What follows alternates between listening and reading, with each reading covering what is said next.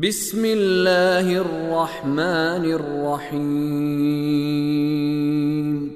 والنجم إذا هوى ما ضل صاحبكم وما غوى وما ينطق عن الهوى إن هو إلا وحي يوحى علمه شديد القوى ذو مرة فاستوى وهو بالأفق الأعلى ثم دنا فتدلى.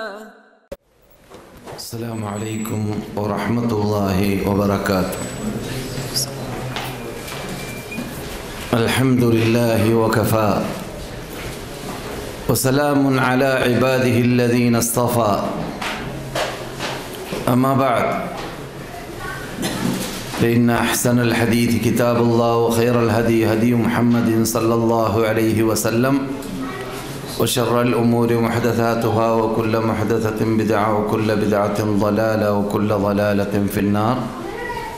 اللهم صل وسلم وبارك وأنعم على عبدك ورسولك محمد صلى الله عليه وعلى آله وصحبه أجمعين وتابعين وتابع التابعين لهم بإحسان إلى يوم الدين. أعوذ بالله من الشيطان الرجيم.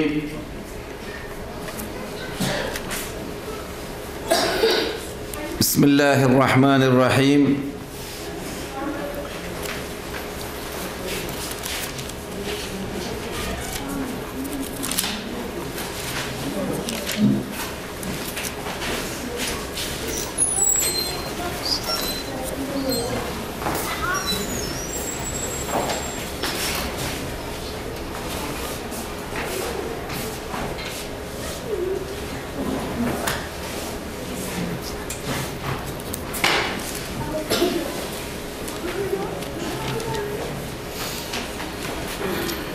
ويسألونك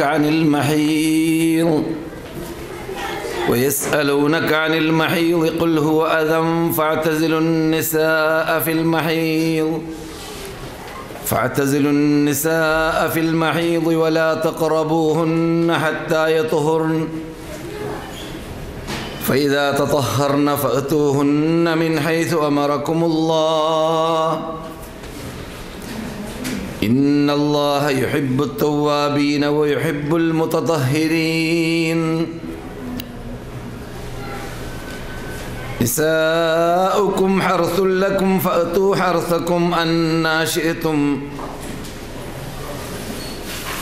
حرثكم أنى شئتم وقدموا لأنفسكم واتقوا الله واعلموا أنكم ملاقوه وبشر المؤمنين.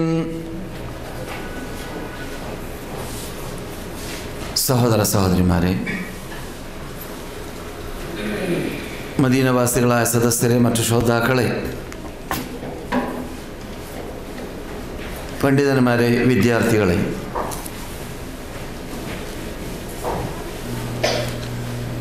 സർവശക്തനായ റബ്ബുൽ ഇസ്സത്തിനെ ഭയപ്പെട്ടുകൊണ്ട് ജീവിക്കാൻ പാടുപെടുക.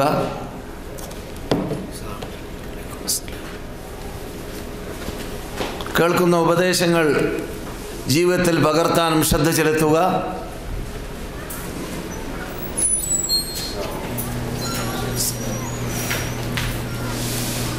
പഠിച്ചതിനെ മറ്റുള്ളവർക്ക് പഠിപ്പിച്ചു കൊടുക്കുക എന്നത് ഓരോ മുസ്ലിമിൻ്റെ ബാധ്യതയാണ്. പ്രത്യേകിച്ച് അൽ അംറു ബിൽ മഅറൂഫ് വന്നഹി അനിൽ മുൻകർ എന്നത് ഇവിടെ നിലനിന്നില്ലെങ്കിൽ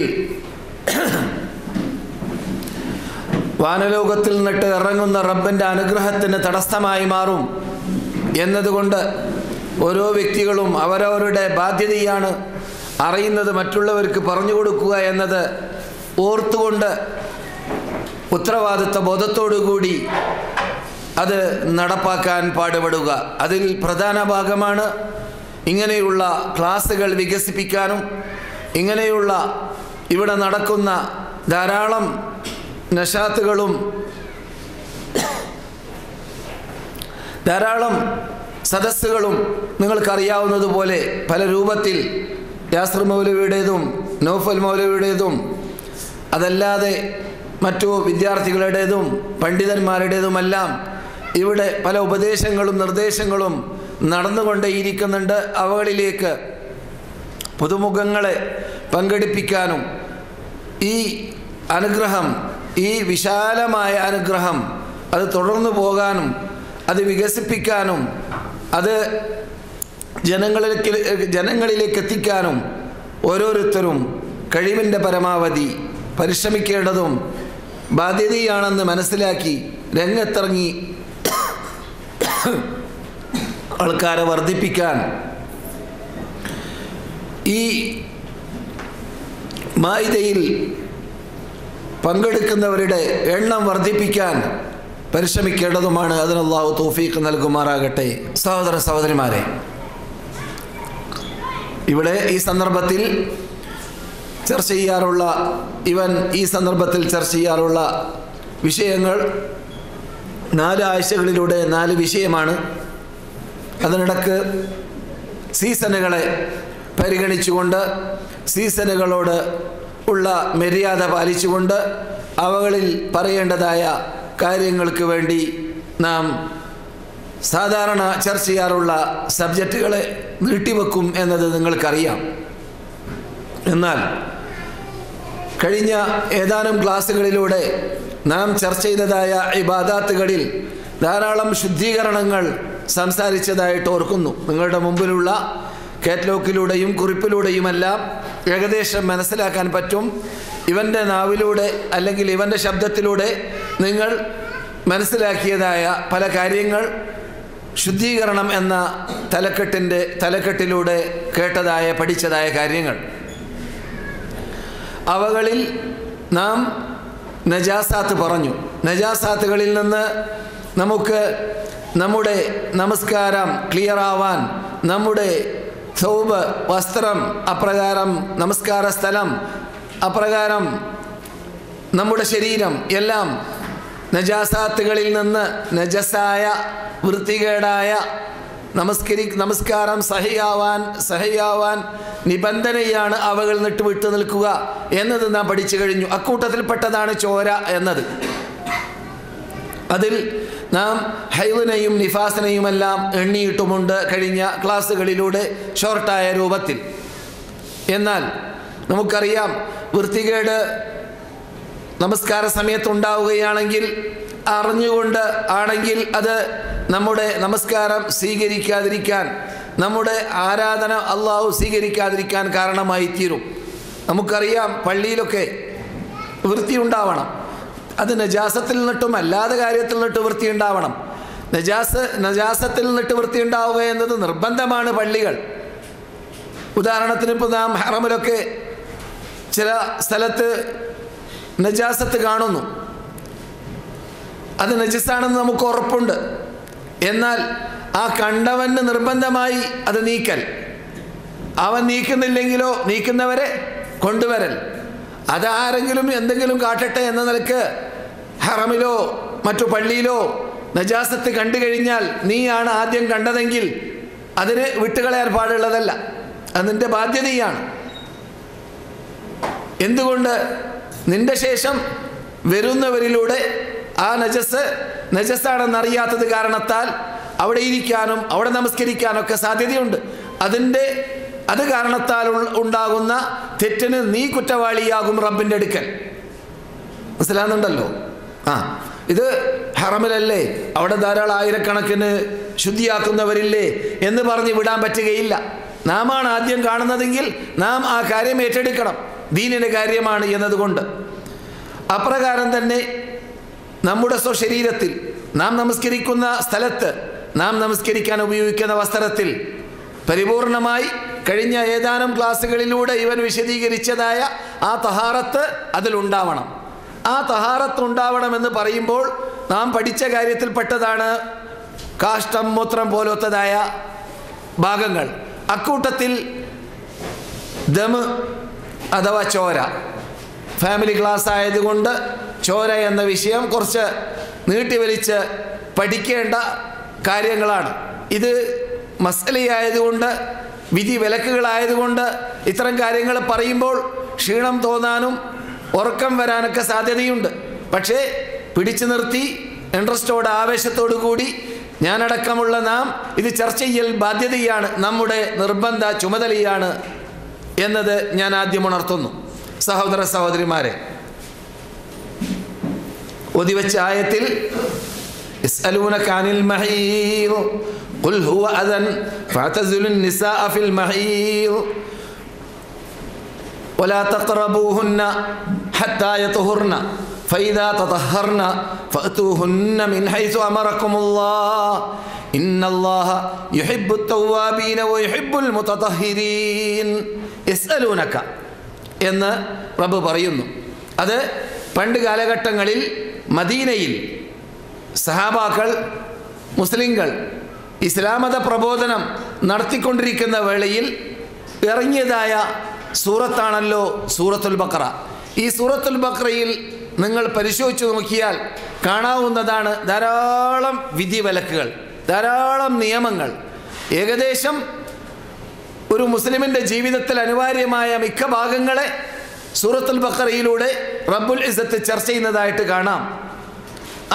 അത് കാരണത്താൽ തന്നെ സൂറത്തുൽ ബഖറ കണി കണ്ടുകൂടാ പിശാചിൻ്റെ ഉടമകളായ ആർക്ക് മാരണം ചെയ്യുന്നതായ സാഹചര്യങ്ങൾക്കും. എന്താണ് റസൂലുള്ളാഹി സ്വല്ലല്ലാഹു അലൈഹി വസല്ലം പറഞ്ഞത്? ഫഇന്ന അഖദഹ ബറക വതർകഹ ഹസ്റ വലാ യുതീഖുഹ അൽ ബതല. ഫഇന്ന അഖദഹ, അതിനെ ഉൾക്കൊണ്ട് പഠിച്ച് ജീവിതത്തിൽ പകർത്തി പാരായണം ചെയ്യുക എന്നതാണ് അഖദ്. എന്നല്ലാതെ വെറും പാരായണം ചെയ്യൽ മാത്രമല്ല, അതിനെ പിടിച്ച്, അതിനെ പഠിച്ച്, അതിനെ വായിച്ചു, അതിൻ്റെ അർത്ഥങ്ങൾ ഉൾക്കൊണ്ട് അത് ഗ്രഹിച്ച് അത് ജീവിതത്തിൽ പകർത്തുക. ഇത് ബർക്കത്ത് നമ്മുടെ ജീവിതത്തിൽ നൽകും, നമ്മുടെ ജീവിതത്തിൽ ബർക്കത്ത് നൽകും. അതുപോലെ തന്നെ വതർകഹ ഹസ്റ, അതിനെ ഉപേക്ഷിക്കൽ, സൂറത്തുൽ ബഖറയെ ഉപേക്ഷിക്കൽ. അതെന്താണ്? അത് നമുക്ക് നാശവും നഷ്ടവും നേരിടാൻ നമുക്ക് നാശവും നഷ്ടവും നേരിടാൻ സാധ്യതയില്ല, ആണ്. നാശവും നഷ്ടവുമാണ്, ഹസ്രത്തും നദാമത്തും ഖേദവും ദുഃഖവുമാണ് അത് ഉപേക്ഷിക്കുക എന്നത്. സൂറത്തുൽ ബഖറ ഉപേക്ഷിക്കുക എന്നത്, അതുകൊണ്ട് അമൽ ചെയ്യാതിരിക്കുക എന്നത്. വലാ യുതീഖുഹൽ ബതല, അത് സാഹചര്യങ്ങൾക്ക് അത് ഉൾക്കൊള്ളാൻ പറ്റുന്നതല്ല. അപ്രകാരം റസൂൽ പറയുന്നു, ഇഖ്റഊ ഫീ ബുയൂതിക്കും സൂറത്തുൽ ബഖറ. സൂറത്തുൽ ബഖറ നിങ്ങളുടെ വീടുകളിൽ നിങ്ങൾ പാരായണം ചെയ്തുകൊണ്ടേയിരിക്കുക. എന്തുകൊണ്ട്? ഫഇന്നൽ ബൈത്തല്ലദീ യുഖ്റഉ ഫീഹി സൂറത്തുൽ ബഖറ ലാ യദ്ഖുലുഹ ശൈത്താൻ. സൂറത്തുൽ ബഖറ ഔ കമാ ഖാല അലൈഹി സ്വലാത്തു വസ്സലാം, റസൂലുള്ളാഹി സ്വല്ലല്ലാഹു അലൈഹി വസല്ലം പറയുന്നു, സൂറത്തുൽ ബഖറ ഓതുന്നതായ വീട്ടിൽ ആര് പ്രവേശിക്കൂല? പിശാച് പ്രവേശിക്കുകയില്ല. അപ്പോൾ പിശാചിന് വെറുപ്പും അറുപ്പുമുള്ളതായ സൂറത്താണ് സൂറത്തുൽ ബഖറ. കാരണം ദീനിൻ്റെ നിയമാവലികൾ, പിശാചിന് എതിർപ്പുള്ള, പിശാചിന് വെറുപ്പുള്ളതായ ആ വിധി വിലക്കുകൾ ആ സൂറത്തിൽ ഉണ്ട് എന്നതുകൊണ്ടാണ്. അതിൽ നോമ്പുണ്ട്, അതിൽ സക്കാത്തുണ്ട്. അപ്രകാരം തന്നെ അതിൽ ധാരാളം ദീനിൻ്റെ വിധി വിലക്കുകളുണ്ട്. അതിൽ വിശദമായ ഹജ്ജിൻ്റെ ഭാഗങ്ങൾ റബ്ബ് വിശദീകരിക്കുന്നുണ്ട് എന്നത് നമുക്കറിയാവുന്നതാണ്.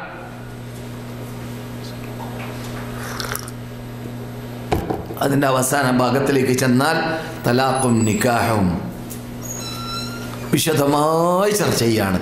നിക്കാഹ് ചെയ്യേണ്ട, തലാഖ് ചെല്ലേണ്ട ആ രൂപങ്ങളൊക്കെ വിശദമായി പല ശൈലിയിൽ, പല രൂപത്തിൽ നമുക്ക് നമ്മുടെ ഭാര്യ ഭർത്തൃ ജീവിതത്തിൽ ഉണ്ടാവാൻ സാധ്യതയുള്ള എല്ലാം വിശദമായിട്ട് തന്നെ റബ്ബ് ചർച്ച ചെയ്യുകയാണ് സൂറത്തുൽ ബഖറയിൽ. മുഖവുര മാത്രമാണ് നമ്മുടെ സ്ഥിരം മെമ്പർമാരെ പ്രതീക്ഷിച്ചുകൊണ്ടുള്ള സൂറത്തുൽ ബഖറയല്ല നമ്മുടെ വിഷയം, ഹൈളാണ്. അപ്പോൾ മറ്റു പല വിധികൾ പറയുന്നതായ ആ സൂറത്തിൽ റബ്ബ് യസ്അലൂനക എന്ന ശൈലി ഉപയോഗിച്ചുകൊണ്ട് സംസാരിച്ചിട്ടുണ്ട്. യസ്അലൂനക എന്ന ചോദ്യം ചോദിക്കൽ എപ്പോഴാണ്? റസൂലുള്ളാഹി സ്വല്ലല്ലാഹു അലൈഹി വസല്ലമിൻ്റെ അടുക്കൽ ഒന്നിരിക്കലോ ജൂതന്മാർ അല്ലെങ്കിൽ മുനാഫിക്കുകൾ, അല്ലെങ്കിൽ മുസ്ലിങ്ങൾ, അല്ലെങ്കിൽ നബിയുടെ പരിസരത്തുള്ള ആരെങ്കിലും വന്നിട്ട് പല ചോദ്യങ്ങൾ ചോദിക്കും. ആ ചോദ്യം ചോദിക്കുന്ന വേളയിൽ റബ്ബുൽ ഇസ്സത്ത് ജല്ല ജലാലുഹു മറുപടി നൽകൽ എന്തിലൂടെയാണ്? റസൂലുള്ളാഹിന്റെ നാവിലൂടെയാണ്. പറയുന്നത് അള്ളയാണ്, പക്ഷെ പറയുന്നത് റസൂലിനോട് നിങ്ങൾ പറയൂ മറുപടി എന്ന് പറഞ്ഞുകൊണ്ടാണ്. അങ്ങനെ ധാരാളം ചോദ്യങ്ങളും മറുപടികളും ഖുർആനിലുണ്ട്. ക്ലിപ്തമായി നോക്കുകയാണെങ്കിൽ 13 തവണ, എൻ്റെ ഓർമ്മ ശരിയാണെങ്കിൽ ഈ 13 തവണയും റബ്ബുൽ ഇസ്സത്ത് ജല്ല ജലാലുഹു യസ്അലൂനക യസ്അലൂനക യസ്അലൂനക എന്നോ വഇദാ സഅലക എന്നോ ചോദിക്കുന്നതായിട്ട് കാണാം. അക്കൂട്ടത്തിൽ ഒരു കാര്യം മാത്രം റബ്ബ് നേരിട്ട് മറുപടി പറഞ്ഞതാണ്. ബാക്കിയുള്ള കാര്യങ്ങൾ മുഴുവനും റസൂലുള്ളാഹിന്റെ നാവ് കൊണ്ട് മറുപടി പറഞ്ഞതും ആണ് സല്ലല്ലാഹു അലൈഹി വസല്ലം.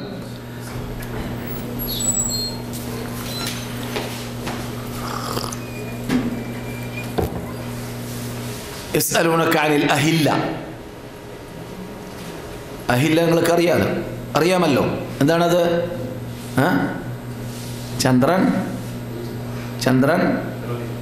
ചന്ദ്രനുകൾ. അങ്ങനെയുണ്ടോ? ചന്ദ്രനുകളുണ്ടോ? ഖുർആൻ അങ്ങനെ പറയുന്നത്. കാരണം കുഴപ്പമില്ലാതിരിക്കാൻ വേണ്ടി, പാർട്ടി ഇല്ലാതിരിക്കാൻ വേണ്ടി നാം ഇപ്പോൾ കാട്ടാറുള്ളത് പോലെ ഭാര്യയ്ക്കൊരു പെരുന്നാൾ, ഭർത്താവിന് മറ്റൊരു പെരുന്നാൾ, അങ്ങനെ ആവാതിരിക്കാൻ വേണ്ടി. യസ്അലൂനക അനിൽ അഹില്ല. ഓരോ നാട്ടിനും ആ നാട്ടിലുള്ളതായ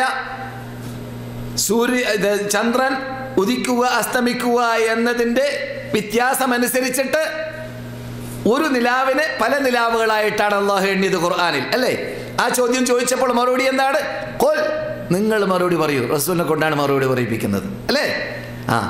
യസ്അലൂനക അനിൽ അൻഫാൽ യസ്അലൂനക അനിസ് സാഅത്തി അയ്യാന മുർസാഹാ. ഖിയാമത്ത് നാൾ എന്നാണെന്ന് ചോദിക്കുന്നു നിങ്ങളോട്, നിങ്ങൾ മറുപടി പറയണം എന്നാണ് ഖിയാമത്ത് നാൾ എന്നത്. മനസ്സിലായില്ലേ? യസ്അലൂനക അനിർ റൂഹ്, ആത്മാവിനെ കുറിച്ച് ചോദിക്കുന്നു. ഖുലിർ റൂഹു മിൻ അംരി റബ്ബി. എൻ്റെ റബ്ബ് സ്പെഷ്യലിസ്റ്റായ, അവൻ മാത്രം അറിയുന്ന, അവന് മാത്രം ഉൾക്കൊള്ളാൻ സാധിക്കുന്ന, നമുക്ക് ഉൾക്കൊള്ളാൻ പറ്റാത്ത ശക്തികളെ സംബന്ധിച്ചിടത്തോളം എന്താണ് ആത്മാവെന്നറിയാൻ പറ്റുകയില്ല. അങ്ങനെയുള്ള സാധനമാണതെന്ന് നിങ്ങൾ അവരോട് പറഞ്ഞു കൊടുത്തേക്കോ. ഖുർആൻ്റെ അമാനുഷികത്ത ഭാഗവും കൂടിയാണത്. കാരണം പറഞ്ഞിട്ട് 1400 കൊല്ലമായി എന്തെല്ലാം കണ്ടുപിടിച്ചു, അല്ലേ? നമുക്കറിയാവുന്നതുപോലെ ഈ പുരോഗതിയിൽ നിന്നിട്ട് പുരോഗതിയിലേക്ക് പ്രാപിച്ച ഈ യുഗത്തിൽ പോലും എന്താണ് ആത്മാവ് എന്നത് ഒരു മഖ്ലൂഖിന് ഇന്ന് വരെ പറയാൻ സാധിച്ചിട്ടില്ല, അറിയാൻ സാധിച്ചിട്ടില്ല എന്നതാണ് യാഥാർത്ഥ്യം. അതെ, ഇത് എല്ലാം നമുക്ക് പഠിപ്പിക്കുന്നത് റസൂലുള്ളാഹി സ്വല്ലല്ലാഹു അലൈഹി വസല്ലമിൻ്റെ നാവ് കൊണ്ട് അള്ളാഹു ഖുർആനിലൂടെ നിങ്ങൾ മറുപടി പറയൂ എന്ന് പറയലാണ്. ഒരു കാര്യം ഒഴിച്ച്, അതേതാണ്? തൗഹീദിന്റെ കാര്യം. അള്ള എവിടെ? അള്ള ദൂരമാണോ അടുത്താണോ? അള്ള വിളിച്ചാൽ കേൾക്കുമോ ഇല്ലേ? അള്ള വിളിച്ചാൽ കേൾക്കുമോ ഇല്ലേ? വിളിക്കുമ്പോൾ ശബ്ദം പൊക്കി ചോദിക്കണമോ, അല്ല പതുക്കെ ചോദിച്ചാൽ മതിയോ? പല സംശയങ്ങളും ആ വിഷയത്തിൽ ഉണ്ടാവാം. റബ്ബിനെ കുറിച്ചുള്ള ചോദ്യമാണ്. അവിടുന്ന് അതിന് മറുപടി നൽകിയത് എന്താണ്? റബ്ബ് നേരിട്ടിട്ടാണ്. അവിടെ റസൂലുള്ളാഹി സല്ലല്ലാഹു അലൈഹി വസല്ലമിന് ഇറങ്ങുന്ന ഖുർആനിലൂടെ റസൂലുള്ളാഹി സല്ലല്ലാഹു അലൈഹി വസല്ലം അക്ഷരത്തിലും അർത്ഥത്തിലും മാറ്റി നിർത്തുന്നു റസൂലിനെ അല്ലാഹു. എന്നിട്ട് പറയുന്നു, വഇദാ സഅലക ഇബാദി അന്നി ഫഇന്നി ഖരീബ് ഉജീബു ദഅവതദ് ദാഇ ഇദാ ദഅൻ ഫലസ്തജീബു ലി വൽയുമിനു ബി ലഅല്ലഹും യർഷുദൂൻ. വഇദാ സഅലക ഇബാദി അന്നി, എന്നെക്കുറിച്ച് നിങ്ങളോട്, നേരത്തെ മുമ്പ് പറഞ്ഞ മാതിരി തന്നെ, മനസ്സിലായില്ലേ? ഇത് മാദി അത് മുദാരി, അത്രയേ ഉള്ളൂ. യസ്അലൂനക ഇദാ സഅലക, അത്രയേ ഉള്ളൂ. അർത്ഥം തന്നെയാണ്. ഇദാ സഅലക, നിങ്ങളോട് ചോദിച്ചാൽ, ഇബാദി എൻ്റെ അടിമകൾ, അന്നി എന്നെക്കുറിച്ച് ചോദിച്ചാൽ. ഇതുവരെ നിങ്ങളെ ഞാൻ കേൾപ്പിച്ച ഉദാഹരണങ്ങൾ അങ്ങനെ 10-13ഓളം സ്ഥലങ്ങളിൽ ഖുർആനിൽ നിങ്ങളോട് അവർ ചോദിച്ചാൽ നിങ്ങൾ മറുപടി പറയണം എന്നാണ് മറുപടി ഖുർആനിൽ. ഇവിടെയോ നിങ്ങളോട് എന്നെക്കുറിച്ച് ചോദിച്ചാൽ പറയും പോലെ നിങ്ങൾ മാറി നിൽക്കൂ, ഞാൻ മറുപടി നൽകാം. അടിമകളെ, ഫഇന്നീ ഖരീബ്, ഞാൻ നിങ്ങളിലേക്ക് അങ്ങേയറ്റം അടുത്ത ആളാണ്. ഇവിടെ വേറൊന്നുകൂടി സാഹിത്യ ശൈലിയിലുണ്ട്, ഖുർആനിന്റെ അമാശുകത്വത്തിലുണ്ട്. അതെന്താണ്? ഫഇന്നീ എന്ന സ്ഥലത്ത് ഉപയോഗിച്ച ഫ അറബിക് ഗ്രാമറിൽ പണ്ഡിതന്മാർ മുമ്പിൽ ഇരിക്കുന്നുണ്ട്. ചോദിച്ചു നോക്കാം. അവർ പറയും ഫ എന്നവിടെ പറഞ്ഞാൽ തഅഖീബിനുള്ള ഫ എന്നാണ്. എന്ത്? തഅഖീബ് അഥവാ പെട്ടെന്ന് പറയണം, ഉടനെ എന്നർത്ഥം കുറിക്കുന്നതാണ്. താമസമില്ല, പിന്തുന്നില്ല. പിന്നെയോ ഫഇന്നീ, ഇതാ ഷിട്ടികളെ, ഞാൻ അർത്ഥത്തിലും അക്ഷരത്തിലും എല്ലാം നിങ്ങളിലേക്ക് അങ്ങേയറ്റം അടുത്ത ആളാണ്. നിങ്ങൾ അങ്ങനെ എന്നെ അന്വേഷിച്ചെടുക്കേണ്ടതില്ല. നിങ്ങൾ വിളിച്ചാൽ കേൾക്കുമോ ഇല്ലേന്ന് അറിയേണ്ടതില്ല എന്ന് സംശയിക്കേണ്ടതില്ല. നിങ്ങൾ വഴിയിൽ മധ്യത്തിൽ ആൾക്കാർ വേറെ വെക്കണമോ വേണ്ടേ എന്നതും ചിന്തിക്കേണ്ടതില്ല. അത്തരം കാര്യത്തിൽ നിന്നിട്ടൊക്കെ ഞാൻ നിങ്ങളെ ഒഴിവാക്കുന്നു. ഇതാ ഞാൻ നിങ്ങൾക്ക് മറുപടി നൽകുന്നു. എന്ത്? നിങ്ങൾ എന്നോട് ചോദിച്ചോളീൻ. ഫഇന്നീ ഖരീബ്, അടിമകളിലേക്ക് ഞാൻ അങ്ങേയറ്റം അടുത്ത ആളാണ്. ഉജീബ് ദഅവത്തദ്ദാഇ ഇദാ ദഅാൻ, അടിമ എന്നോട് വിളിച്ച് പ്രാർത്ഥിക്കുന്ന വേളയിൽ ഞാൻ അവൻ്റെ ചോദ്യത്തിന് മറുപടി നൽകുന്നു. ഉജീബു ദഅവത്തദ്ദാഇ ഇദാ ദഅാൻ ഫലസ്തജീബൂ ലീ വലിയുമിനൂ ബി ലഅല്ലഹും യർഷുദൂൻ. അവര് എന്നോട് വിളിച്ച് പ്രാർത്ഥിക്കട്ടെ, എന്നോട് അവര് ഫലസ്തജീബൂ ലീ, എൻ്റെ ചോദ്യത്തിന് മറുപടി നൽകട്ടെ, എൻ്റെ വിളിക്ക് മറുപടി നൽകട്ടെ, എൻ്റെ ക്ഷണത്തിന് മറുപടി നൽകട്ടെ. വലിയുമിനൂ ബി, എന്നെ കൊണ്ട് അവർ വിശ്വസിക്കട്ടെ. ലഅല്ലഹും യർഷുദൂൻ, അവർക്ക് സത്യം കണ്ടെത്തണമെങ്കിൽ, അവർക്ക് സത്യത്തിലേക്ക് എത്താം ഇതങ്ങനെ ചെയ്താൽ എന്നർത്ഥം. അപ്പോൾ അങ്ങനെയുള്ള ശൈലിയിൽ കൂടി ചോദിച്ച, റസൂലിനെ കൊണ്ട് മറുപടി പറയിപ്പിച്ച ശൈലിയാണ് നാം ഇവിടെ ചർച്ച ചെയ്യുന്നതായ യസ്അലൂനക, നിങ്ങളോട് അവർ ചോദിക്കുന്നു. ആരാണ് ചോദിച്ചതെന്ന് അറിയാമോ?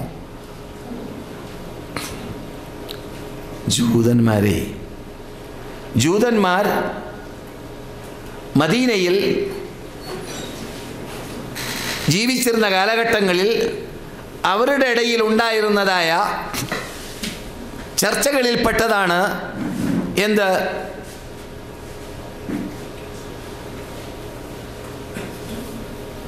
ഹൈദുള്ള സമയത്ത് സ്ത്രീകളുമായിട്ട് ജൂതന്മാർ ബന്ധം പുലർത്തുകയില്ല, ജൂതന്മാർ ഭക്ഷണം കഴിക്കുകയില്ല, ജൂതന്മാർ കൂടെയിരിക്കുകയില്ല.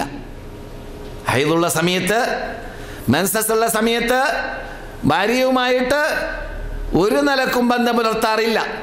വീട് തന്നെ വേറെയാക്കി മാറ്റുന്നവരുണ്ട് എന്നാണ്. ഭാര്യമാർക്ക് റൂം മാറും, എന്തുണ്ടായാൽ, മെൻസസ് ഉണ്ടായാൽ. അങ്ങനെയാണ് ജൂതന്മാരുടെ സ്വഭാവം. ഈ നിലക്കാണ് ജൂതന്മാർ കണ്ടിരുന്നത് മെൻസസിനെ. ഇത് യഥാർത്ഥത്തിൽ ഇതിന് മറുപടി നൽകാൻ വേണ്ടിയാണ് നിങ്ങൾ ഈ കേൾക്കുന്നതായ ആയത്ത് ഇറങ്ങിയത്. ഈ ആയത്ത് ഇറങ്ങാൻ ഉള്ള കാരണത്തിൽ നമ്മുടെ ഫുഖഹ, നമ്മുടെ പണ്ഡിതന്മാർ, മുഫസ്സിറുകൾ പറയുന്നു, അബ്ബാദ് ബിൻ ബിശ്റും ഉസൈദ് ബിൻ ഹുദൈറും റളിയല്ലാഹു തആല അൻഹുമ, കഴിഞ്ഞ ക്ലാസ്സിലോ മറ്റോ ഞാൻ നമസ്കാര വേളയിൽ യുദ്ധം നടക്കുന്ന വേളയിൽ കാവൽഭടനായ ഒരു വ്യക്തിയെ പരിചയപ്പെടുത്തിയിട്ടുണ്ടല്ലോ, ഓർക്കുന്നുണ്ടോ? കഴിഞ്ഞ അല്ലെങ്കിൽ അതിന് തൊട്ട ക്ലാസ്സിലാണത് അല്ലേ? അപ്പോൾ നമസ്കരിക്കാൻ ആരംഭിച്ചു, അമ്പെയ്ത്ത് വന്നു എന്നൊക്കെ പറഞ്ഞല്ലേ ഇവിടെ, ഓർക്കുന്നില്ലേ? മറന്നുപോയോ? ആ സന്ദർഭത്തിൽ പറഞ്ഞ രണ്ട് സഹാബി കാവൽഭടന്മാരായി മുസ്ലിങ്ങളുടെ ക്യാമ്പിന് റസൂല് നിർത്തിയതായ രണ്ട് നേതൃത്വമാണ്. ഒന്ന് അബ്ബാദ് ബിൻ ബിശ്ർ, മറ്റൊന്ന് അമ്മാർ ബിൻ യാസിർ. മനസ്സിലായില്ലേ? അവരിൽ അബ്ബാദ് ബിൻ ബിശ്റും അമ്മാർ ബിൻ യാസിറും കാവൽഭടന്മാരായി നിന്ന വേളയിൽ രാത്രിയുടെ ആദ്യ ഭാഗത്തിലായിരുന്നു ആരാണെന്ന് ഞാൻ പറഞ്ഞത്, അബ്ബാദ് ബിൻ ബിശ്ർ. അയാൾക്കാണ് എന്ത് സംഭവിച്ചത്? അമ്പേറ്റത്. ആ സന്ദർഭത്തിലാണ് ചോര ഒഴുകിയത്. ആ സന്ദർഭത്തിലാണ് അയാൾ നമസ്കാരം നിർത്താതിരുന്നത്. തുടങ്ങി വെച്ച സൂറത്തുൽ കഹ്ഫോ മറ്റോ അത് നിർത്തട്ടെ, പൂർത്തിയാവട്ടെ എന്ന് വെച്ചത്. ആ ചോരയാണ് അമ്മാറിൻ്റെ മേത്ത് തട്ടിയത്. ഇതൊക്കെ ഓർക്കുന്നുണ്ടല്ലോ. ഓർമ്മ പുതുക്കാൻ വേണ്ടി പറഞ്ഞെന്ന് മാത്രമേ ഉള്ളൂ. എത്ര കേട്ടാലും ഞാനടക്കമുള്ള നാം ഇന്നത്തെ യുഗത്തിലൊക്കെ ദുനിയാവിൽ ജീവിക്കുന്നത് കൊണ്ട് മറക്കാണ്. ദുനിയാവിൽ ജീവിക്കുന്നതുകൊണ്ട് പറഞ്ഞാൽ അറിയാലോ, നമ്മുടെ ജീവിതത്തിൻ്റെ നല്ലൊരു ഭാഗം ദുനിയാവിലാണ്, ആഖിറത്തിലല്ല.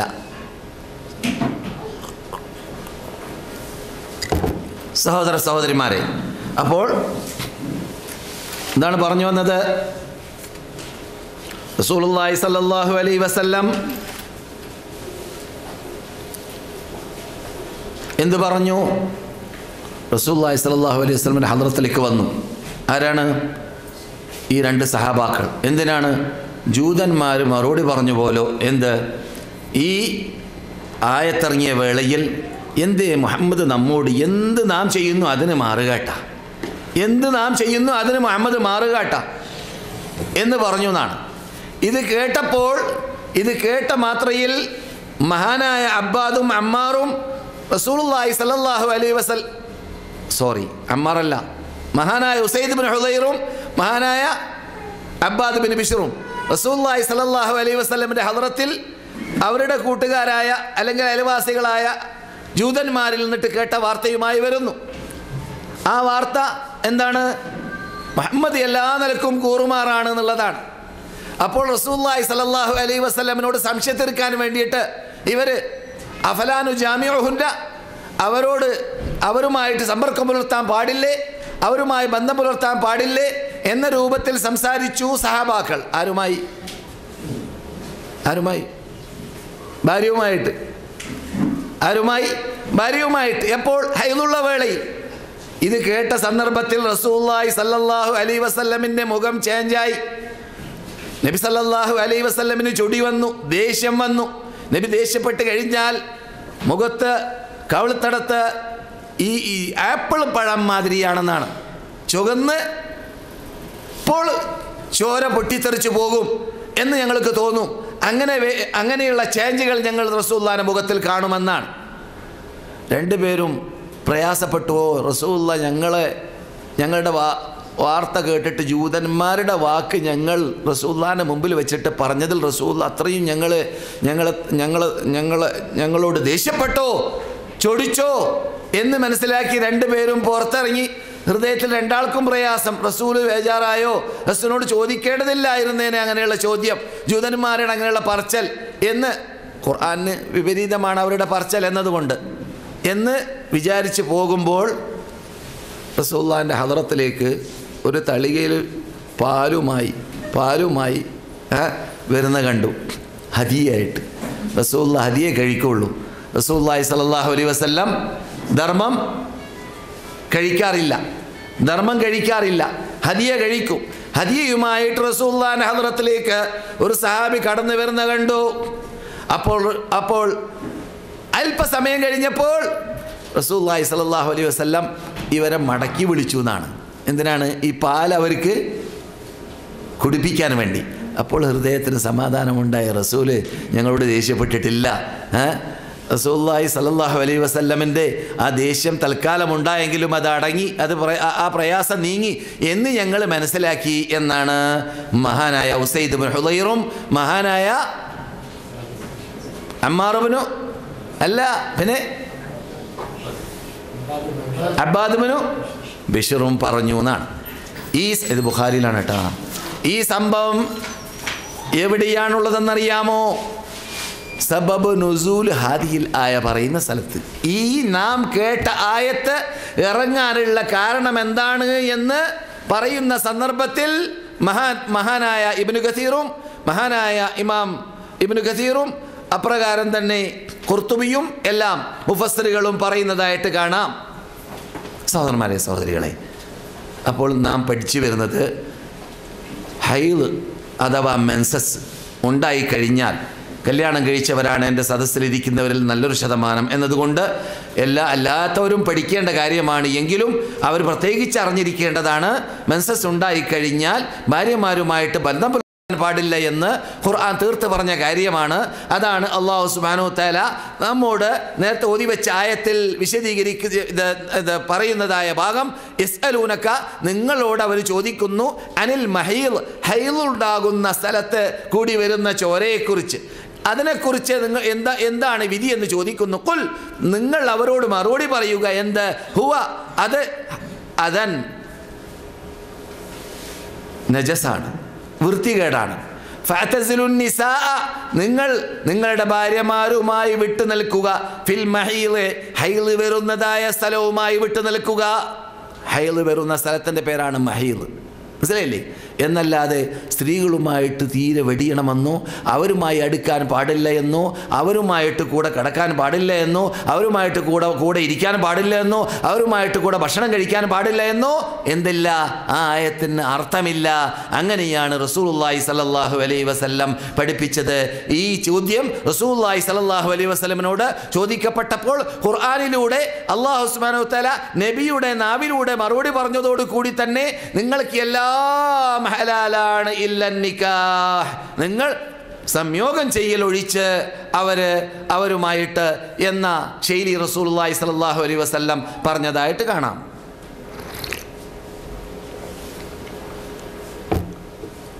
അതെ, നജാസാത്തിൻ്റെ ഇനത്തിൽ നാം പഠിക്കേണ്ട ഭാഗമാണ്. നജാസാത്തിൻ്റെ ഇനത്തിൽ നാം ദം മസ്ഫൂഹ് എന്ന ഒഴുകി വരുന്ന ചോരയെ നജാസാത്തിൽ നാം എണ്ണീട്ടുണ്ട്. നജാസാത്ത് പറഞ്ഞതായ സന്ദർഭത്തിൽ റസൂലുള്ളാഹി സ്വല്ലല്ലാഹു അലൈഹി വസല്ലം ഹദ്റത്തിലേക്ക് ഒരു സ്ത്രീ വരികയുണ്ടായി. എന്നിട്ട് അവർ ഹൈള് ചോരയെക്കുറിച്ച് ചോദിച്ചു. അത് ശരീരത്തിൽ തട്ടിയാൽ, വസ്ത്രത്തിൽ തട്ടിയാൽ റസൂലുള്ളാഹി സ്വല്ലല്ലാഹു അലൈഹി വസല്ലം അമറഹ അൻ തഗ്തസിൽ, അത് കഴുകാൻ വേണ്ടി കൽപ്പിക്കുകയും ചെയ്തു. ഏതുവരെ? ചോര പോകുന്നത് വരേക്കും കഴുകാൻ വേണ്ടി കൽപ്പിച്ചു. ഇത് ബുഖാരിയിലും മുസ്ലിമിലുമുള്ളതായ ഹദീസാണ്. ഇനി നമുക്ക് ഇതുവരെ പറയുന്നതൊക്കെ വിഷയത്തോട് ബാധിക്കുന്ന കാര്യങ്ങൾ തന്നെയാണ്, എങ്കിലും ഹൃദയഭാഗത്തിലേക്ക് കടക്കാം. എന്താണ് ഹൈള് ചോര? നമ്മുടെ നാട്ടിലൊക്കെ പറയപ്പെടാറുണ്ട്, എന്ത്? ആദമും ഹവ്വയൊക്കെ സ്വർഗത്തിലുണ്ടായ കാലഘട്ടത്തിൽ അള്ളാഹു പറഞ്ഞു പോലും, എന്ത്? നമുക്കറിയാവുന്നതുപോലെ എന്ത് പറഞ്ഞു? ഈ വൃക്ഷത്തിൽ നിന്നിട്ട് തിന്നരുതെന്ന് പറഞ്ഞു എന്നാണ്, അല്ലേ? അപ്പോൾ ആദ്യമായിട്ട് ആ വൃക്ഷത്തിൽ നിന്നിട്ട് പഴം പറിച്ചെടുത്ത വ്യക്തി അത് ആദമല്ല, ഹവ്വ ആണെന്നാണ്. അത് കാരണത്താൽ ശിക്ഷാ നടപടി അള്ളാഹ് കൈകൊണ്ടതാണ് അവർക്കും അവരുടെ സന്തതികൾക്കും ഖിയാമത്ത് നാൾ വരെ എന്നാണ് എന്ത്? കിംവദന്തി, അല്ലേ? എന്ത്? പച്ചക്കള്ളം. എന്താണ്? ഇസ്രായേലിസം. എന്താണത്? ഇസ്രായേലിസമാണ്. അതൊന്നുമല്ല അതിന് കാരണം. അതൊക്കെ അല്ലാഹു സുബ്ഹാനഹു വ തആല പഠിപ്പിക്കാത്തതും റസൂലുള്ളാഹി സ്വല്ലല്ലാഹു അലൈഹി വസല്ലം അല്ലാഹു സുബ്ഹാനഹു വ തആല ഇറക്കാത്തതും റസൂലുള്ളാഹി പറഞ്ഞു തരാത്തതുമായ കാര്യങ്ങൾ നമ്മുടെ പോക്കറ്റിൽ നിന്നിട്ട് പറയലാണ്. ഒരിക്കലും അങ്ങനെയല്ല സംഭവം, മനസ്സിലായില്ലേ? പിന്നെയോ അല്ലാഹു സുബ്ഹാനഹു വ തആല ഓരോ സ്ത്രീകളിൽ നിന്നും ആ സ്ത്രീ കുട്ടിപ്രായത്തിൽ ആവാനുള്ളതായ ഒരു കാരണമായി അവൻ്റെ ഹിക്മത്ത് അനുസരിച്ചിട്ട് വയസ്സിലൂടെയല്ല ബാല്യപ്രായമാകുന്നതെങ്കിൽ ആദ്യമായിട്ട് ബാല്യപ്രായമാകൽ എന്തുകൊണ്ടായിരിക്കും? അത് 9ാമത്തെ വയസ്സിലായിരുന്നാലും ശരി, 9ാമത്തെ വയസ്സിൽ ഒരു പെൺകുട്ടി സ്ത്രീയായി മാറുമെന്ന് ആയിഷ റളിയല്ലാഹു തആല അൻഹ പറഞ്ഞതായ ശൈലിയും ഹദീസിൽ കാണാം. അത് എന്ത് കാരണത്തിലൂടെയാണ്? ഹൈദ് ഇരിക്കുകയാണെങ്കിൽ, ചൂട് പ്രദേശത്തിലാണെങ്കിൽ പെൺകുട്ടികൾക്ക് 9 വയസ്സിൽ എന്തുണ്ടാവാം? ഹൈദുണ്ടാവും. 9 വയസ്സിലുണ്ടായതായിട്ട് അറിവില്ല, മനസ്സിലായില്ലേ? അതുപോലെ തന്നെ ഹൈദ് എന്ന് പറയുന്ന സാധനം സ്റ്റോപ്പ് ആവൽ 50 വയസ്സിലാണ് ബഹുഭൂരിഭാഗവും. അതിലും തുടരുന്നവരുണ്ടാവാം.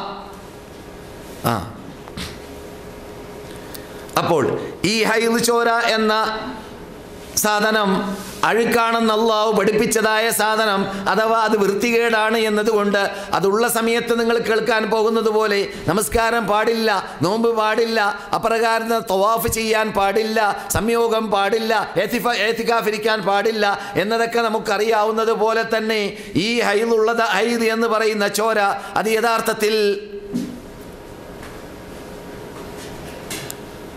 അള്ളാഹുവിൻ്റെ ഹിക്മത്താണ്. അത് ഉണ്ടാകുന്ന സന്ദർഭത്തിൽ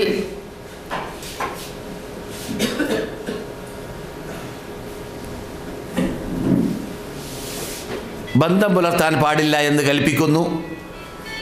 കല്യാണം കഴിച്ചവരാണെങ്കിൽ അതുണ്ടാകുന്ന സമയത്തിൽ നമസ്കാരം ഒഴിവാക്കേണ്ടി വരുന്നു. എന്നിട്ട് അവർ അതിൽ നിന്ന് ശുദ്ധിയാകുന്നത് വരേക്കും പ്രതീക്ഷിക്കേണ്ടി വരുന്നു. ഉപേക്ഷിക്കുന്നതായ നമസ്കാരം ആ സന്ദർഭത്തിൽ ഷോർട്ടായിട്ട് പറയാണ്, ഉപേക്ഷിക്കുന്ന നമസ്കാരം പിന്നെ നമസ്കരിക്കേണ്ടതും ഇല്ല.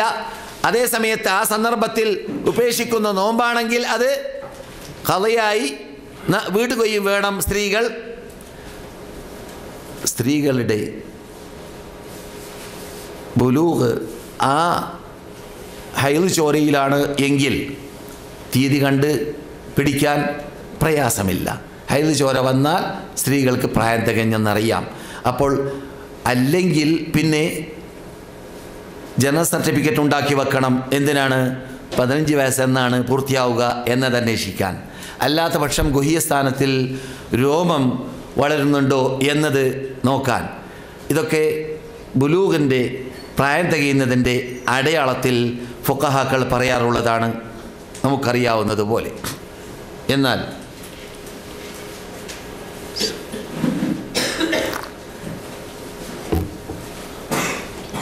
സ്ത്രീക്ക് ഹൈദ് ഉണ്ടാകുന്ന വേളയിൽ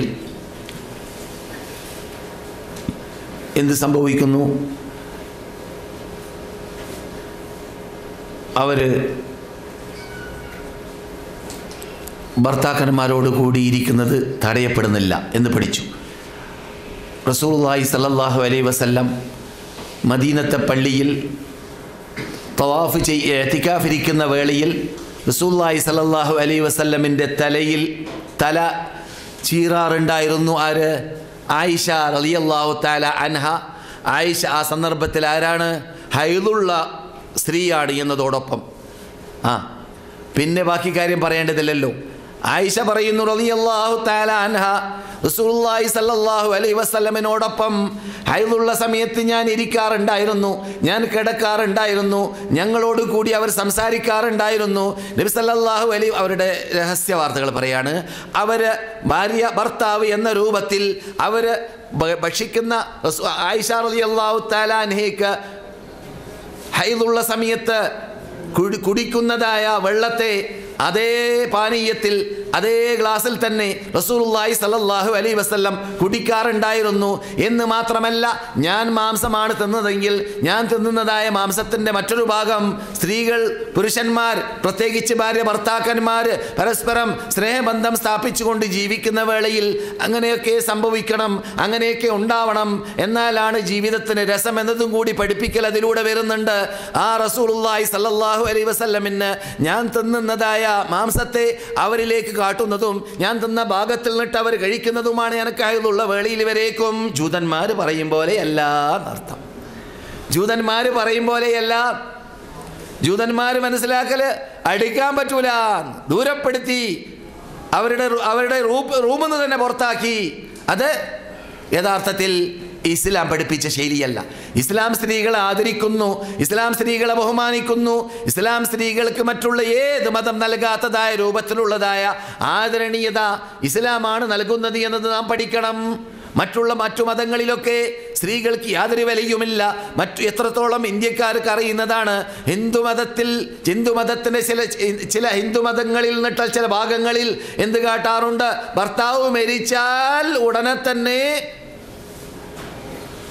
മുടി കളഞ്ഞാൽ തർക്കേടില്ല, പിന്നെന്താ സംഭവിക്കുക? ഭർത്താവിൻ്റെ ശരീരത്തെ അല്ലെങ്കിൽ ജഡത്തെ കത്തിക്കുന്ന അതേ തീയിൽ ഭാര്യ അങ്ങനല്ലേ ആത്മഹത്യ ചെയ്യുന്നു. വലിച്ചെറിയുന്നു. അങ്ങനെയും ഉണ്ട് നിയമം. അതിപ്പോൾ നടപ്പിലാക്കാറില്ല ഇന്ത്യയിൽ. എങ്കിലും അങ്ങനെയാണ് മതങ്ങളിൽ എഴുതി വെച്ച് പോയിട്ട്, അവരുടെ നിയമങ്ങളിൽ എഴുതി വെച്ച് പോയിട്ടുള്ളത്. അത്രയും തരം താഴ്ന്നവരായിട്ടാണ് മറ്റു മതങ്ങൾ സ്ത്രീകളെ കാണുന്നത്. നമ്മുടെ മതം ഇസ്ലാം, ഈ വിശുദ്ധ മതം സ്ത്രീകളെ ഉയർത്തിയ മതമാണ്. അതുകൊണ്ട് തന്നെ സ്ത്രീകൾക്ക് മെൻസസ് ഉണ്ടായാൽ അവർ വീട്ടിൽ നിന്നിട്ട് പുറത്തു പോകലില്ല. പക്ഷേ മെൻസസ് ഉള്ള സമയത്തിൽ തലാഖ് പാടുള്ളതല്ല. തലാഖ് ചെല്ലുന്നവർ തന്നെ അഥവാ ചെല്ലുകയാണെങ്കിൽ തലാഖ് എന്നത് വെറുക്കപ്പെട്ട കാര്യമാണ്. അനുവദിക്കപ്പെട്ടതാണെങ്കിൽ വെറുക്കപ്പെട്ട കാര്യമാണ്, ഇഷ്ടപ്പെടാത്ത കാര്യമാണ്.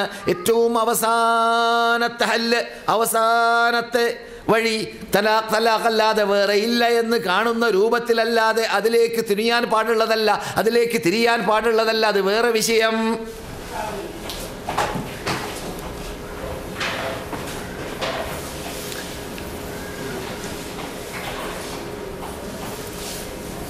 സ്ത്രീക്ക് ഗർഭമുണ്ടാകുമ്പോൾ എന്ത് സംഭവിക്കുന്നു? ബഹുഭൂരിഭാഗം സ്ത്രീകൾക്കും ഗർഭമുണ്ടായാൽ ഹൈദ് ചോര സ്റ്റോപ്പ്, അല്ലേ? മെൻസസ് അവസാനിച്ചു. അത് പിന്നെ അള്ളാഹുവിൻ്റെ ഹിക്മത്ത് അനുസരിച്ച് ആ മെൻസസിൻ്റെ ചോരയെ വേറെ രൂപത്തിലായിട്ട് പൈപ്പിംഗ് നടക്കുന്നു. എവിടേക്ക്? കുട്ടിയുടെ പള്ളയിൽ കിടക്കുന്നതായ കുട്ടിയുടെ ആമാശയത്തിലേക്ക് ചെല്ലുന്ന രൂപത്തിൽ. ഏതിൽ കൂടിയാണ് കിടക്കുന്നത്? പൊക്കിളിൽ കൂടിയാണ്, അല്ലേ?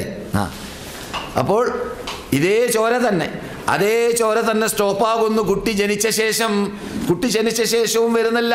ഏതുവരേക്കും? ആ കുട്ടിയുടെ ഉമ്മ കുട്ടിക്ക് മുലപ്പാൽ നൽകുന്നത് വരേക്കും. നല്ലൊരു ശതമാനം സ്ത്രീകൾക്ക് മുല കൂട്ടുന്ന സമയത്ത് എന്തുണ്ടാവാറില്ല? ഹൈദുണ്ടാവാറില്ല. മനസ്സിലായില്ലേ? ഹൈദുണ്ടാവാറില്ല. എന്തുകൊണ്ട്? അതേ ചോരയെ തന്നെയാണ് എന്ത് സംഭവിക്കുന്നത്? പാലായിട്ട് കുട്ടി 2 വയസ്സ് പൂർത്തിയാകുന്നത് വരേക്കും കുടിക്കാനുള്ളതായ ഭക്ഷണമായി നൽകപ്പെടുന്നതും അള്ളാഹുവിൻ്റെ ഹിക്മത്താണ്. നമ്മുടെ വിഷയം ചോര, നജസി എന്നതാണ്. അതേസമയത്ത് അതിൻ്റെ എല്ലാ വശങ്ങളും നമുക്ക് അതിനിടക്ക് പഠിക്കലും അനിവാര്യമാണ് എന്നതുകൊണ്ടും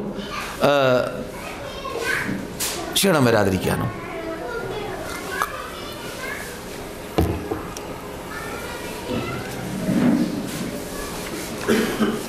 ഗർഭാശയത്തിൽ നിന്നിട്ട് ഇറങ്ങുന്നതായ ചോരയാണ് എന്നത് കൊണ്ടാണ് ഗർഭാശയത്തിൽ നിന്നിട്ട് എന്ത് ചെയ്യുന്നത്? ഗർഭാശയത്തിൽ കുട്ടി ഉണ്ടാകുമ്പോൾ അത് സ്റ്റോപ്പാകുന്നത് എന്ന് നമുക്ക് മനസ്സിലാക്കാം.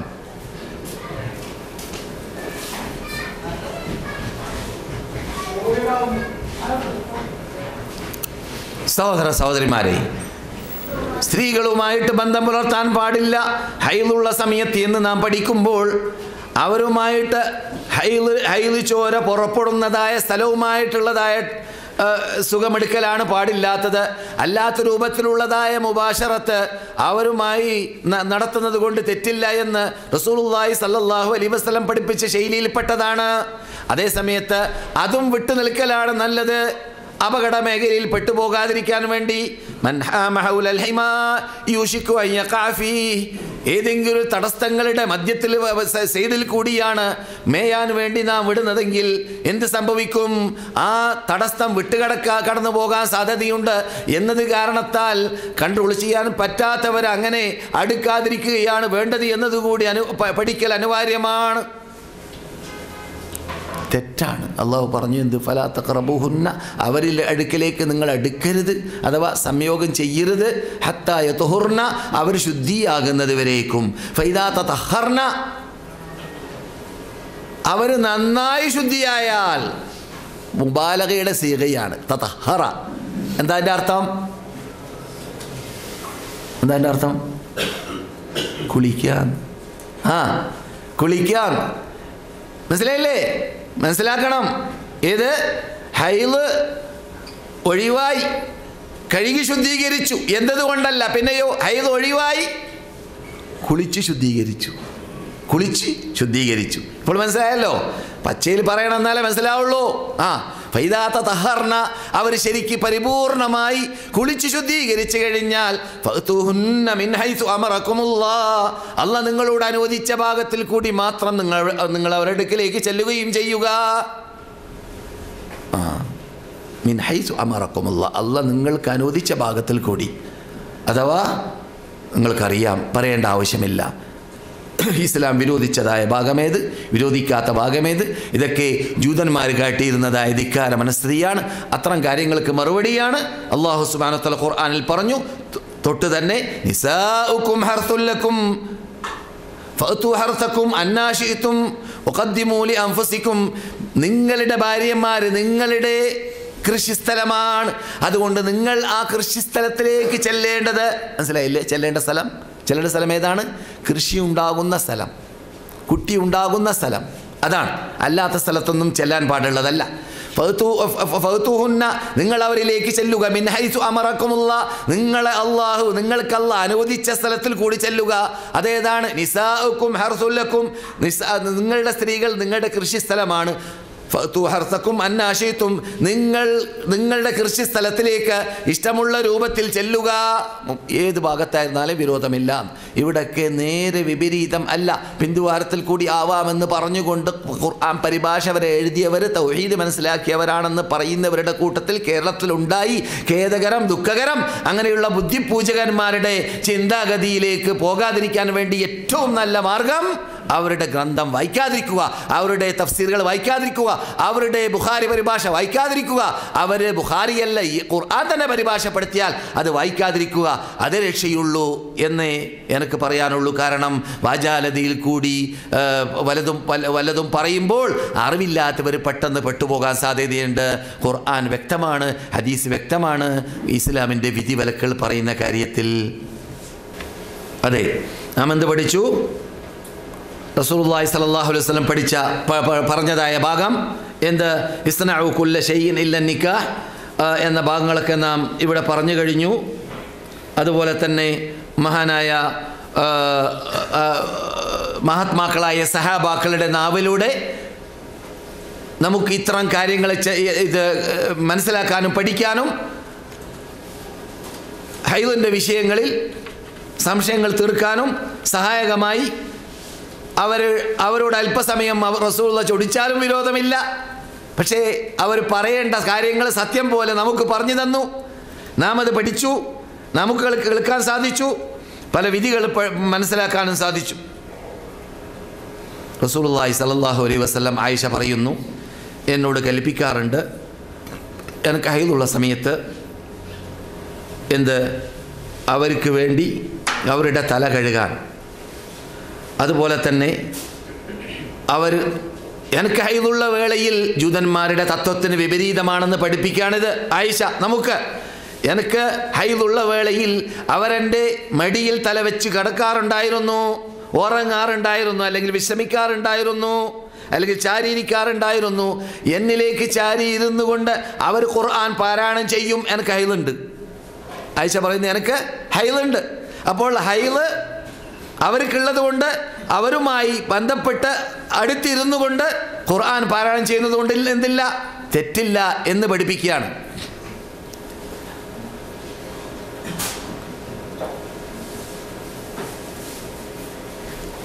ആയിഷ റളിയല്ലാഹു തആല അൻഹ നബിയുടെ ഭാര്യമാരുടെ കൂട്ടത്തിൽ കന്യകയായിരുന്നു. നബി ഏറ്റവും ഇഷ്ടപ്പെടുന്ന ഭാര്യമാരിൽപ്പെട്ട ഭാര്യയാണ് ആയിഷ. നമുക്കറിയാവുന്നതുപോലെ ഖദീജയുടെ കാലത്തിന് ശേഷമാണ് ആയിഷയെ കിട്ടിയത്. അതുകൊണ്ട് ഖദീജ ചർച്ചക്കകത്ത് പെടുന്നില്ല. മനസ്സിലായില്ലേ? ആരാണ് റസൂലുള്ളാഹി സ്വല്ലല്ലാഹു അലൈഹി വസല്ലമിന് ഏറ്റവും ഇഷ്ടപ്പെട്ടവർ എന്ന് ചോദിക്കപ്പെട്ടപ്പോൾ മറുപടി നൽകപ്പെട്ടത് സ്ത്രീകളിൽ ആയിഷയാണ്, പുരുഷന്മാരിൽ അവരുടെ അബൂഹ, അവരുടെ വാപ്പയാണ്. ആരത്? അബൂബക്കർ സിദ്ദീഖ് റളിയല്ലാഹു തആല അൻഹു. ഈ ആയിഷ റളിയല്ലാഹു തആല അൻഹയോട് റസൂലുള്ളാഹി സ്വല്ലല്ലാഹു അലൈഹി വസല്ലം പല രൂപത്തിലും രസങ്ങൾ പറയാറുള്ള കൂട്ടത്തിൽ ഭാര്യ ഭർത്തൃ ബന്ധം നിലനിർത്താനും ഭാര്യ ഭർത്തൃ ബന്ധം ഏത് സമയത്തും വെറും ഭാര്യ ഭർത്താവ് എന്ന ആ അർത്ഥം ഉൾക്കൊള്ളുന്നതായ ആ ഭരണീയനായി മാറുന്ന ശൈലി മാറ്റാനും ഏത് സമയത്തും അവരുമായിട്ട് നല്ല രൂപത്തിൽ പെരുമാറാനും പഠിപ്പിക്കുന്ന ഭാഗത്തിൽപ്പെട്ടതാണ്. റസൂലുള്ളാഹി സ്വല്ലല്ലാഹു അലൈഹി വസല്ലം പറയാറുണ്ട്, അന ആലമു അന്നകി ഗാളിബത്തുൻ അം ലസ്തി ബിഗാളിബ. നിങ്ങൾക്ക് ആയിഷ ചൊടി വരുന്നുണ്ടോ ചൊടി ഇല്ലേ എന്ന് എനിക്കറിയാം. എങ്ങനെയാണ്? നിങ്ങൾ ഗാളിബത്താണെങ്കിൽ നിങ്ങൾ എന്ത് പറയും? റബ്ബി ഇബ്രാഹിം, ഇബ്രാഹിമിന്റെ റബ്ബിനെ തന്നെയാണ് സത്യം എന്ന് പറയും സംസാരിക്കുമ്പോൾ. അതേ സമയത്ത് നിങ്ങൾ ദേഷ്യമില്ലാത്ത സമയമാണെന്ന് എനിക്ക് എങ്ങനെയാണ് മനസ്സിലാക്കുക? റബ്ബി മുഹമ്മദ്, മുഹമ്മദിന്റെ റബ്ബിനെ തന്നെയാണ് സത്യമെന്ന് നിങ്ങൾ പറയുമെന്ന് റസൂലുള്ളാഹി സ്വല്ലല്ലാഹു അലൈഹി വസല്ലം ആയിഷയോട് പറയാറുണ്ട് എന്ന് ആയിഷ നമുക്ക് അറിയിക്കുന്നു റളിയല്ലാഹു തആല അൻഹ. മനസ്സിലായോ? ഈ ആയിഷ മരിക്കുമ്പോൾ റസൂലുള്ളാഹി മരിക്കുമ്പോൾ ആയിഷ റളിയല്ലാഹു തആല അൻഹയ്ക്ക് 17-16 വയസ്സുള്ളൂ കേട്ടോ. പക്ഷേ മുസ്ലിം ലോക നേതാവായി, മുസ്ലിം ലോകത്തിന് ജഡ്ജിയായി 40ഓളം വർഷം ഏകദേശം അതിനുശേഷം അവരുടെ കാലഘട്ട ശേഷം ജീവിച്ച് നമുക്ക് പഠിപ്പിക്കാനുള്ളതൊക്കെ പഠിച്ചിട്ടാണ് ആയിഷ നമ്മോട് വിട വാങ്ങിയതും റളിയല്ലാഹു തആല അൻഹ.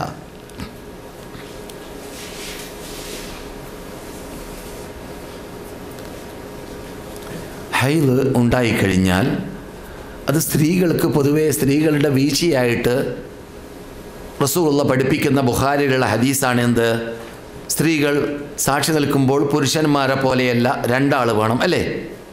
എന്നതുപോലെ തന്നെ സ്ത്രീകൾക്ക് എന്തില്ല? ഹൈദുണ്ടാകുന്ന വേളയിൽ അവർ നമസ്കരിക്കാൻ പാടില്ല. അപ്പോൾ നമസ്കരിക്കാത്ത ധാരാളം ദിവസങ്ങൾ അവരുടെ ദിവസങ്ങളിൽ വിട്ടുകിടക്കുന്നു.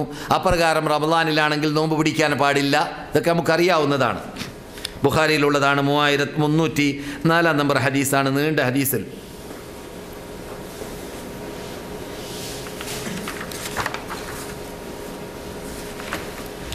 ചോദിക്കപ്പെട്ടു ആയിഷ റളിയല്ലാഹു തആല അൻഹയോട്, ഹൈദുള്ള സമയത്ത് നമസ്കരിക്കാൻ പാടുണ്ടോ, നോമ്പ് പിടിക്കാൻ പാടുണ്ടോ?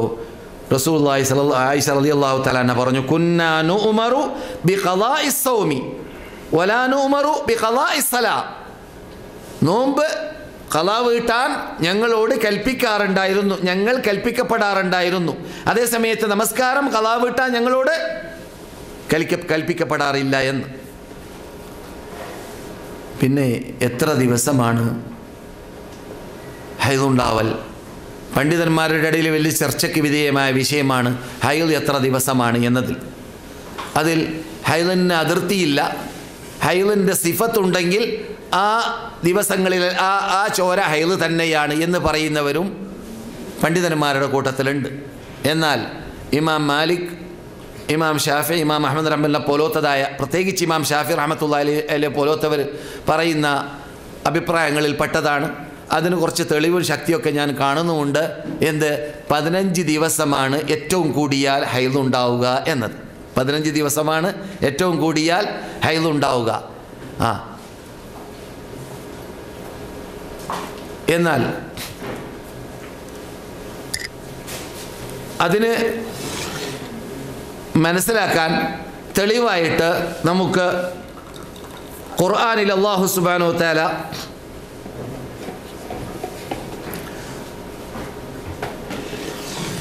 തലാഖിനെ കുറിച്ച് പറഞ്ഞപ്പോൾ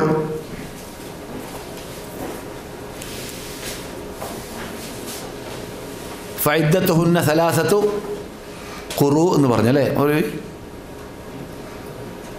ഇദ്ദത്തുഹുന്ന അഥവാ തലാഖ് ചൊല്ലിക്കഴിഞ്ഞാൽ അവരുടെ ആ പെണ്ണിൻ്റെ ഇദ്ദറിയല്ലോ, ആ പെണ്ണ് നമ്മളിൽ നിന്നിട്ട് തീരെ ഒഴിവായി പോകണമെങ്കിൽ എത്ര ദിവസം, എത്ര കാലം കഴിയണം? 3 ഹൈദ് വിട്ടുകിടക്കണം അവളിൽ എന്നാണ്. 3 ഹൈദ് വിട്ടുകിടക്കണമെന്നാണ്. അങ്ങനെയല്ലേ? ഫഇദ്ദത്തുഹുന്ന സലാസത്തു ഖുറൂ, 3 ഹൈദ് വിട്ടുകിടക്കണമെന്നതാണ്. ഒരു ഹൈദിൻ്റെ ഏറ്റവും കൂടിയ ദിവസം 15 ആണെങ്കിൽ തുഹർ എത്രയായിരിക്കും? 15 ആയിരിക്കും. മനസ്സിലായില്ലേ? തുഹർ എത്രയായിരിക്കും? 15 ദിവസമായിരിക്കും. അങ്ങനെയുള്ള 3 മാസമാണ്.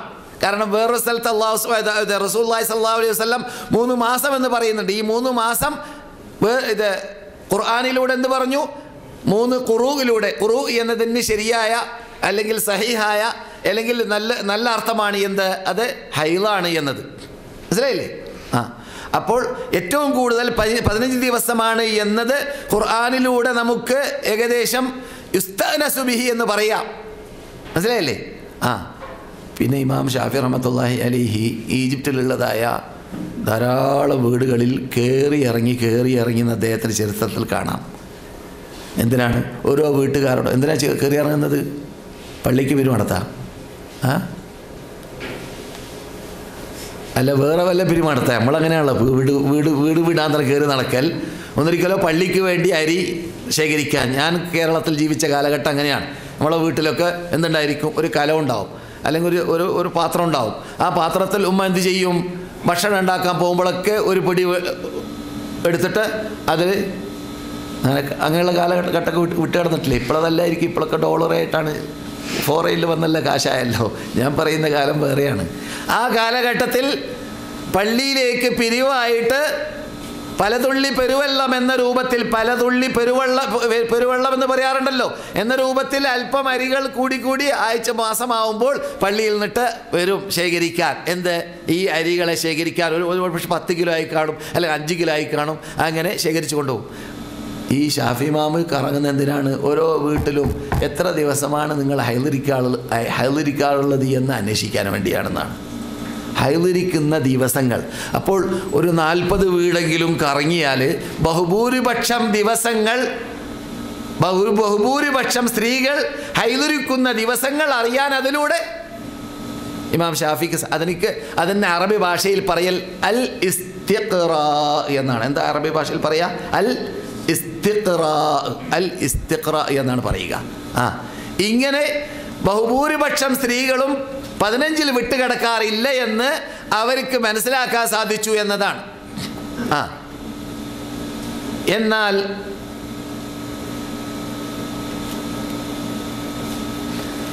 മഹദിയായ ഹമന ബിൻത് ജഹ്ഷ് റളിയല്ലാഹു തആല അൻഹ റസൂലുള്ളാഹി സ്വല്ലല്ലാഹു അലൈഹി വസല്ലം ഹമന ചോദിച്ചതായ വേളയിൽ ഹമനയോട് പറഞ്ഞതായ വാക്കാണ് എന്ത്? തഹയ്യലി ഫീ ഇൽമില്ലാഹി 6 അയ്യാം. നിങ്ങൾ ഹൈളിരിക്കും അള്ളാഹുവിൻ്റെ ഇൽമിൽ 6 ദിവസം, ഔ 7 അയ്യാം, അല്ലെങ്കിൽ 7 ദിവസം. സുമ്മഗ്തിസിലി, പിന്നെ നിങ്ങൾ കുളിക്കുക. എത്ര? 24 ദിവസം നിങ്ങൾ ശുദ്ധിയായവരായി നിൽക്കുക. കുളിച്ചു കഴിഞ്ഞാൽ 24 അല്ലെങ്കിൽ 23, 7 ദിവസമോ 6 ദിവസമോ. ഇത് അവരെക്കുറിച്ച് അള്ളാഹിൻ്റെ ഇൽമിൽ അങ്ങനെയാണ് എന്നാണ്. ആരെക്കുറിച്ച്? ഹമന ബിൻത് ജഹ്ഷിനെ കുറിച്ച്. മനസ്സിലായില്ലേ? അല്ലാതെ എല്ലാ സ്ത്രീകൾക്കുള്ള വിധി അല്ല റസൂലി പറയുന്നത്. അവരോട് അങ്ങനെയാണ് പറഞ്ഞത്. അവരങ്ങനെയാണ് ഹൈളിരുന്നത്. അപ്പോൾ നല്ലൊരു ശതമാനം സ്ത്രീകൾ ഹൈളിരിക്കൽ 6 or 7 ദിവസമായിരിക്കും. അതിൽ കുറയാൻ സാധ്യതയുണ്ട്, അതിൽ കൂടുതലാവാൻ സാധ്യതയുണ്ട്. കൂടുതലായാൽ ഏതുവരെ ചെല്ലും? ഞാൻ നേരത്തെ പറഞ്ഞത് മാതിരി തെളിവുള്ളത് എന്താണ്? 15 ദിവസം വരെ. പിന്നെ സൗദി അറേബ്യയിലുള്ള പണ്ഡിതന്മാരിൽ നിന്നിട്ട് ഷെയ്ഖ് ഉസൈമീനെ പോലത്തവർക്ക് അഭിപ്രായമുണ്ട്. എന്ത്? ഹൈളിൻ്റെ സിഫത്തുള്ള ചോരയാണെങ്കിൽ അതുള്ള സമയത്തല്ല, ഹൈള് തന്നെയാണ് എന്നതാണ്. ഹൈളുള്ള സിഫത്തുള്ള ചോരയാണെങ്കിൽ, ഹൈളുള്ള സിഫത്ത് ഏതാണ്? ഒരു ഹൈള് ചോര എന്ന് പറഞ്ഞാൽ എന്താണ്? കടുകട്ടിയുള്ള കറുപ്പിനോട്, ചുവപ്പ് കലർന്ന കറുപ്പിനോട് ചായുന്ന അല്ലെങ്കിൽ സാദൃശ്യതയുള്ള കളറായിരിക്കും, കട്ടി കൂടുതലായിരിക്കും. അത് സ്ത്രീകൾക്കറിയാം, വാസനയിലൂടെയും കളറിലൂടെയും. ആ പ്രത്യേകത ഉൾക്കൊള്ളുന്നതായ കളറുള്ള ചോരയാണ് എങ്കിൽ അത് 15 ദിവസത്തിൽ കൂടുതൽ കണ്ടാലും ഹൈള് തന്നെ എന്ന് പറയുന്നവർ പണ്ഡിതന്മാരുടെ കൂട്ടത്തിലുണ്ട്. പക്ഷേ ഞാൻ പറഞ്ഞത് മാതിരി ബഹുഭൂരിപക്ഷം പണ്ഡിതന്മാരുടെ അല്ലെങ്കിൽ നല്ല തെളിവ് നിരത്തി പറയുന്ന മുഹഖിഖുകളായ മറ്റു പണ്ഡിതന്മാരുടെ അഭിപ്രായ പ്രകാരം 15 ദിവസത്തിൽ അപ്പുറം വിട്ടുകിടന്നാൽ ആ ചോര എന്താണ്? മെൻസസ് അല്ല. പിന്നെയോ അത് ഇസ്തിഹാദത്തി എന്നാണ് ആ ചോരയുടെ പേര്. എന്താണ് ആ ചോരയുടെ പേര്? ഇസ്തിഹാദത്തി എന്നാണ് ആ ചോരയുടെ പേര്. അതെന്തായി? രോഗസംബന്ധമായ ചോരയാണ്. രോഗസംബന്ധമായ ചോരയാകുമ്പോൾ അതിൽ നമസ്കാരമുണ്ട്, അതിൽ സംയോഗം ചെയ്യാം, അതിൽ നോമ്പുണ്ട്, അതിൽ കുളി നിർബന്ധമില്ല. അത് വരുന്ന സ്ഥലത്തിൽ കഴുകിയാൽ മതി എന്നത് മാത്രമേ ഉള്ളൂ. ഇസ്തിഹാദ എന്ന ചോര അഥവാ രോഗസംബന്ധമായ ചോര. മനസ്സിലാകുന്നുണ്ടല്ലോ? അപ്പോൾ രോഗസംബന്ധമായ ചോര വരുന്നതായ സ്ത്രീകൾക്കാണെങ്കിൽ അവരുടെ ഹൈദിനെ വേർതിരിച്ച് കാണൽ, ഹൈദിൻ്റെ രൂപം അറിയുകയാണെങ്കിൽ അങ്ങനെ, അല്ലെങ്കിൽ ദിവസങ്ങൾ എണ്ണി ദിവസങ്ങൾ ആദ്യമായിട്ട് അവൾക്ക് ഹൈദുണ്ടായ സന്ദർഭത്തിൽ ഉണ്ടായത് 7 ദിവസമാണെങ്കിൽ എല്ലാ മാസത്തിലും 7 ദിവസം അത് ഹൈദ് ചോരയായിട്ട് ഗണിക്കുക. ആ സമയത്തിൽ ബന്ധം പുലർത്താതിരിക്കുക, അപ്രകാരം നമസ്കരിക്കാതിരിക്കുക. ആ 7 ദിവസം കഴിഞ്ഞാൽ പിന്നെ ഉണ്ടാകുന്നതായ ചോര ഇത് രോഗസംബന്ധമായ ചോരയാണ്. ഇങ്ങനെയുള്ള രോഗമുണ്ടാവൽ സ്ത്രീകളിൽ വളരെ ദുർലഭമാണ്. അങ്ങനെ ഉള്ളവർക്കുള്ള രോഗം അത് സുഖപ്പെടുത്തി കൊടുക്കട്ടെ. അങ്ങനെ രോഗമുണ്ടെങ്കിൽ ഞാൻ പറയുന്നത് ചർച്ച ചെയ്യുമ്പോൾ അത്ര